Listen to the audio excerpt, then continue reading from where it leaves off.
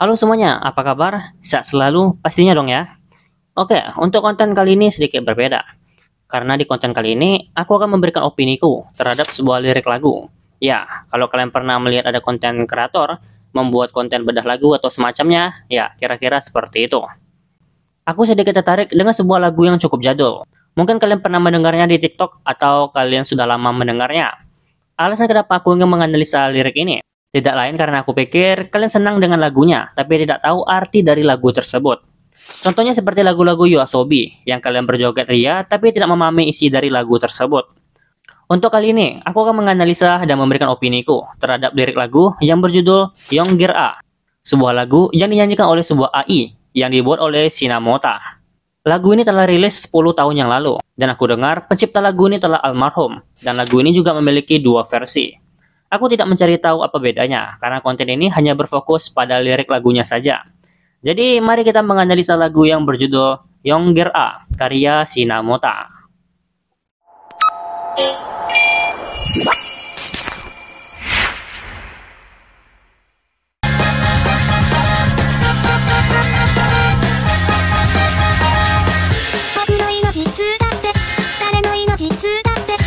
僕の命 Sutate, dari Inochi Sutate, yang artinya hidupku dan hidup orang lain. Oke, sebelum kita masuk ke verse pertama, aku ingin kalian menggarisbawahi judul lagu ini, Young Girls A, gadis muda A. Maksud dari gadis muda A ini, aku beranggapan bahwa lagu ini mengambil gambaran gadis sekolah biasa, tidak terlalu mencolok, bukan gadis populer, dan bukan heroin dalam sebuah cerita. Lebih seperti karakter Moop, kalau kalian tahu maksudku. Oke, kita sudah mengetahuinya nih. Lagu ini mengambil sudut pandang gadis biasa. Sekarang masuk ke verse pertama, kalimat pertama. Di sini, dia mengatakan hidupku dan hidup orang lain. Dari kata ini, aku beranggapan bahwa gadis A ini sedang membandingkan kehidupan dia, lebih kayak jalan kehidupan dia dengan orang lain. Oke, lanjut ke kalimat kedua. Toki doki doki, kohei ni sabakareru, monda desho. Mengapa mereka terkadang dinilai seolah-olah mereka setara? Nah, pada kalimat ini, dia bertanya-tanya, mengapa mereka menilai seolah-olah mereka setara?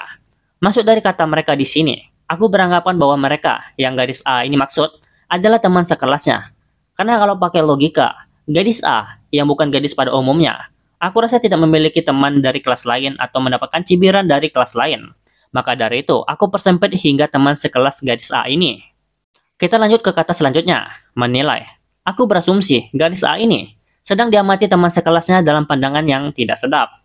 Lanjut ke kata seolah-olah mereka setara. Nah, di sini dia memakai kata setara. Aku beranggapan bahwa gadis A ini sedang dibandingkan oleh gadis yang tidak disebutkan namanya. Dan keberadaan gadis yang tidak disebutkan ini, aku bisa yakin dia adalah gadis populer dan memiliki banyak teman. Itu mengapa pada kalimat ini mengacu pada kalimat bertanya yang biasanya hanya bisa kalian tanyakan di dalam hati kalian masing-masing. Oke, lanjut.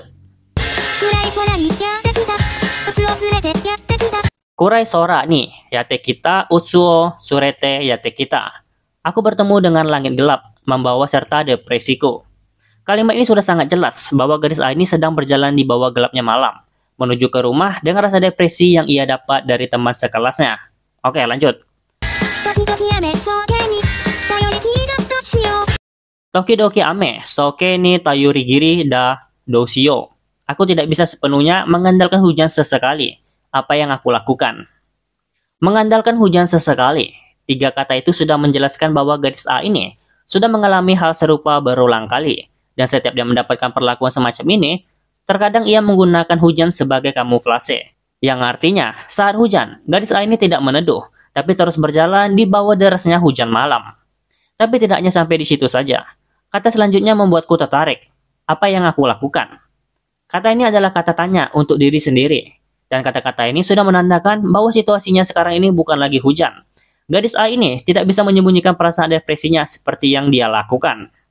Itu adalah verse pertama dari lagu ini. Lanjut ke verse kedua. Kuchiro Madeno Aizou. Kuchiro Madeno Aizou. Membusuk cinta dan benci. Membusuk cinta dan benci. Apa kalian mengetahui arti dari seseorang yang mengatakan kalimat yang sama sebanyak 2 kali? Ya, itu penegasan, penekanan, dan menggarisbawahi. Pada verse kedua, kita sudah mengetahuinya nih. Alasan kenapa teman sekelas gadis ini dipandang tajam dengan teman sekelasnya. Dan alasannya adalah cinta. Aku beropini, gadis A ini sedang jatuh cinta dengan seorang pria yang masih misteri. Apakah teman sekelasnya, atau senpainya, atau senseinya, atau pria dari kelas lain. Intinya, gadis A ini menyukai pria ini, dan begitu juga dengan gadis yang tidak disebutkan itu. Nah, kita sedikit menguliti maksud dari kata membusuk cinta. Kita ambil contoh. Sebuah apel segar, bila kita taruh ke dalam pendingin, sudah jelas apelnya akan tetap segar untuk waktu yang cukup lama. Tapi bila kita biarkan apel segar ini di tempat yang terbuka, apakah apelnya akan tetap segar dengan waktu yang cukup lama? Jawabannya tentu saja tidak.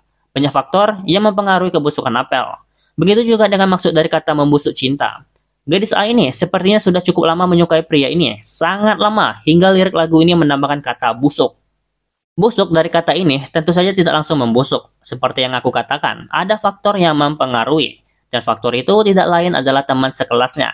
Yang bisa aku katakan, mereka mengetahui siapa yang gadis A ini suka. Ya, seperti itu mungkin. Aku memahami kata-kata ini, tapi aku sedikit tidak paham dengan kata-kata selanjutnya, yaitu benci. Kita tahu, benci dan suka itu selalu bertolak belakang. Dan gadis A ini bukan gadis sendiri seperti itu. Menambahkan kata benci, sejauh yang bisa aku tangkap, ada perasaan campur aduk di dalam hati gadis A ini, tapi aku tidak bisa merasakan kebencian dari kata benci ini. Aku tidak dapat mendalami lebih jauh dari kata benci ini. Maksudnya, kata benci ini ditunjukkan kepada siapa? Ke pria yang dia cintai, ke teman sekelasnya, atau ke gadis yang juga suka dengan pria gadis A ini sukai?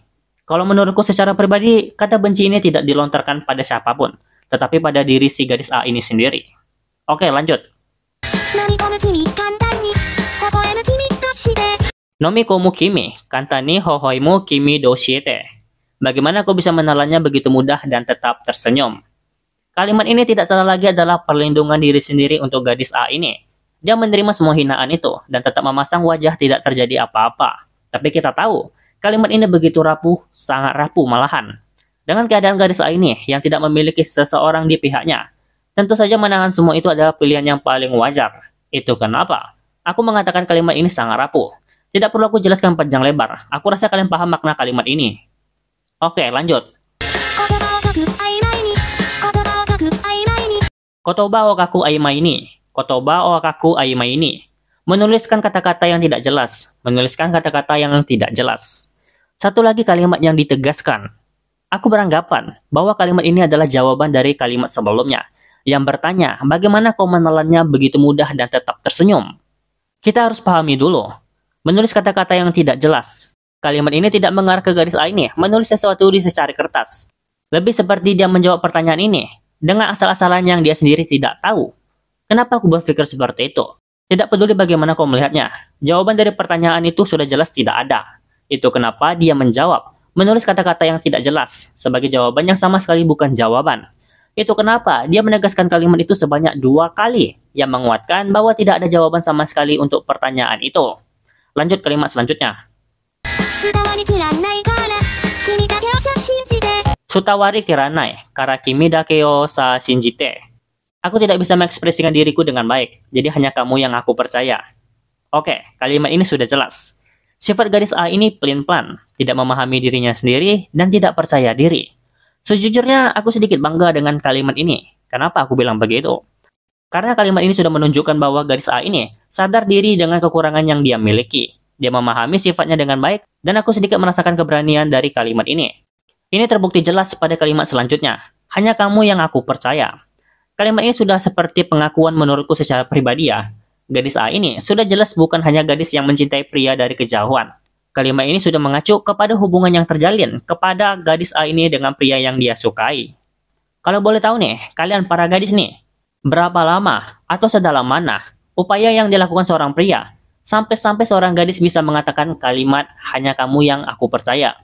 Karena kalimat itu sudah dalam banget maknanya, sudah seperti pernyataan gadis itu sudah 100% malahan. Bahkan lebih parahnya lagi, kalau diajak seks atau berhubungan intim, mungkin si gadis ini tidak akan menolak. Kira-kira sedalam itu makna dari kalimat barusan dan efek dari kalimat tersebut. Oke, itu adalah verse kedua dari lirik lagu ini. Selanjutnya kita menganalisa pre-chorus.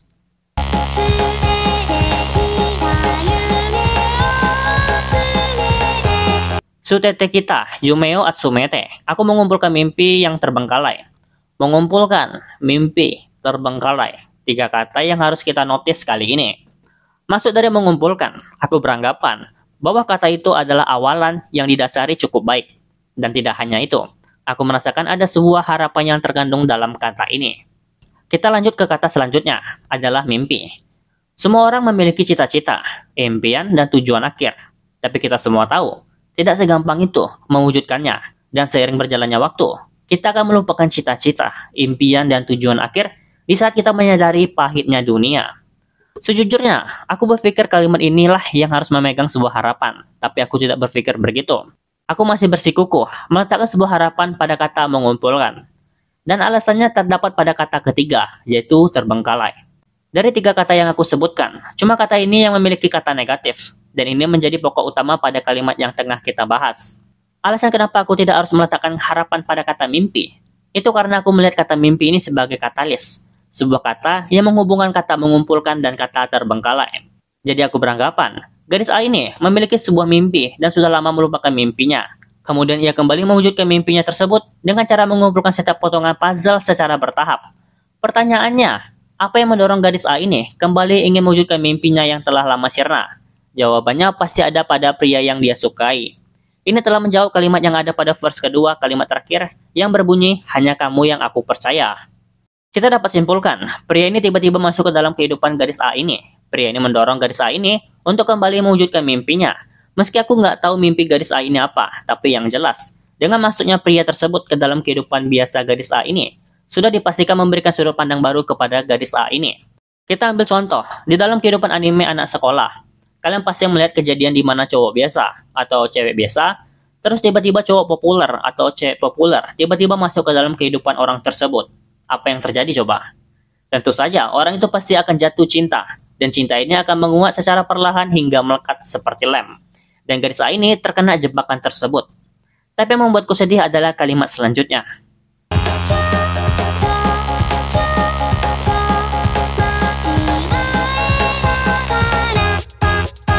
Coto machigaita kara. Tunggu. Saya telah membuat kesalahan. Ya. Aku kehabisan kata-kata di sini. Kalimat ini sudah menunjukkan segalanya. Segala upaya yang dilakukan gadis A ini rupanya adalah kesalahan. Banyak pemikiran tentang maksud kesalahan di sini, seperti kesalahan bertemu pria itu, kesalahan mencintai pria itu, atau kesalahan ingin mewujudkan mimpinya kembali. Tapi pendapatku secara pribadi, kesalahan yang dimaksud adalah mewujudkan kembali mimpinya. Karena aku berpikir kalimat ini mengacu pada kalimat sebelumnya tentang mengumpulkan mimpi yang terbengkalai. Itu tadi analisa pre-chorus yang bisa aku tangkap. Kita lanjut ke chorus.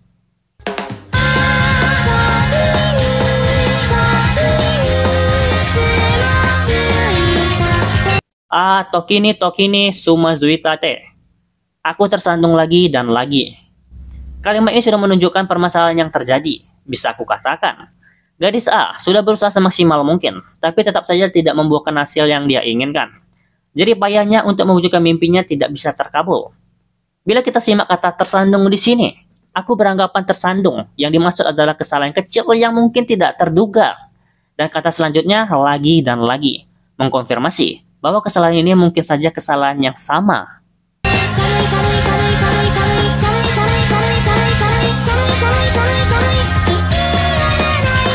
Samui, iyora-naide. Dingin, jangan sentuh aku. Ya kira-kira seperti itu. Kata dingin di sini bukan menunjukkan situasi lingkungannya yang berada pada musim dingin. Kata dingin ini sudah pasti menjelaskan rasa takut hingga membuat gadis A ini sampai keringat dingin. Dan kalimat selanjutnya, jangan sentuh aku. Aku beranggapan, pria yang dia suka ini ingin menghibur gadis A. Tapi gadis A menolak tawaran pria itu lantaran tidak memenuhi ekspektasi. Contoh sederhananya begini, kau mendapatkan dukungan dari orang tuamu untuk bermain sepak bola. Kau sangat percaya diri nih, bisa ke tingkat nasional, dan orang tuamu mensupportmu semaksimal mungkin. Tapi realita berkata demikian, kau gagal menuju tingkat nasional. Sebagai orang yang menunggangi harapan tersebut, bagaimana kau bereaksi dengan orang tuamu yang telah mensupportmu selama ini? Orang tuamu tidak marah karena kau gagal, mereka ingin menghiburmu, mereka sangat baik. Tapi permasalahannya di sini adalah sikap baik mereka yang tidak bisa diri kita sendiri terima. Kau gagal, dan mereka tidak mempermasalahkannya. Tentu saja ada reaksi penolakan terhadap diri sendiri. Ya, kira-kira seperti itu. Bagi orang yang pernah mengalami kondisi seperti itu, Chorus ini harusnya menjadi chorus favorit sih. Oke, kita lanjut.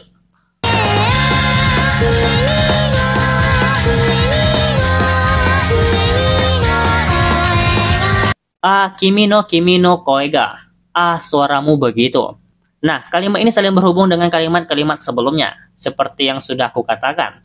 Walaupun kau gagal, orang yang mensupportmu tidak mempermasalahkannya. Itu maksud dari kalimat suaramu begitu.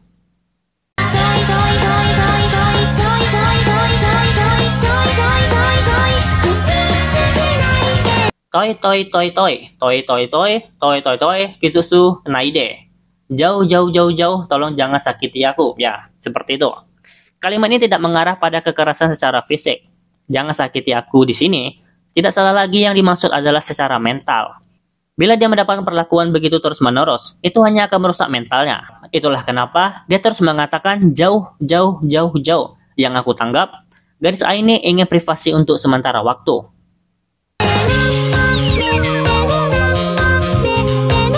Nanban me demo. Berapa kali lagi? Pada kalimat ini sudah jelas pernyataan dari kalimat sebelumnya, yaitu aku tersandung lagi dan lagi. Gadis A ini bergumam pada diri sendiri. Berapa banyak lagi dia harus mencoba? Berapa banyak lagi dia harus gagal? Ya, kira-kira seperti itu yang aku tangkap. Boku ga boku de aru tameni. Akankah dibutuhkan sampai aku bisa menjadi diriku sendiri? Aku suka membaca novel. Aku juga membuat novel. Itu kenapa aku dapat merasakan kalimat ini tidak salah lagi adalah jeritan hati si gadis A. Bila kita menyatukan kalimat ini dengan sebelumnya, sudah sangat jelas gadis A ini sudah lelah dengan segalanya. Maksud dari diriku sendiri di sini, aku dapat artikan sebagai jati dirinya bila dia berhasil mewujudkan mimpinya. Meski hanya setengah saja, aku setuju. Kenapa begitu? Karena kalimat ini adalah kalimat tanya, yang artinya gadis A ini juga meragukan hal tersebut. Sebenarnya aku tidak dapat kesimpulan pasti pada kalimat ini. Kita bisa beranggapan, gadis A ini bukan dirinya sendiri untuk sekarang. Dia bisa menjadi dirinya sendiri saat dia sukses. Tapi ada juga kesimpulan lain. Dia meragukan jati dirinya sendiri saat dia sukses. Ini penekanan tentang jati dirinya yang sekarang ini mungkin saja diri dia yang sebenarnya. Itu tadi chorus pertama, dan aku pikir cukup sampai di sini saja yang bisa aku bahas. Sebenarnya masih ada lanjutannya, tapi beberapa lirik lagu adalah pengulangan. Dan ada beberapa kalimat yang menarik, namun sebagian besar sudah aku bahas di video ini. Lirik ini tidak salah lagi adalah permasalahan gadis sekolah dengan batinnya sendiri. Sangat sulit menilai semuanya, karena lirik ini tidak memiliki video klip. Hanya satu gambar yang memiliki ratusan makna. Tapi aku dapat tegaskan, lirik ini berhubungan dengan cinta, kegagalan, dan impian.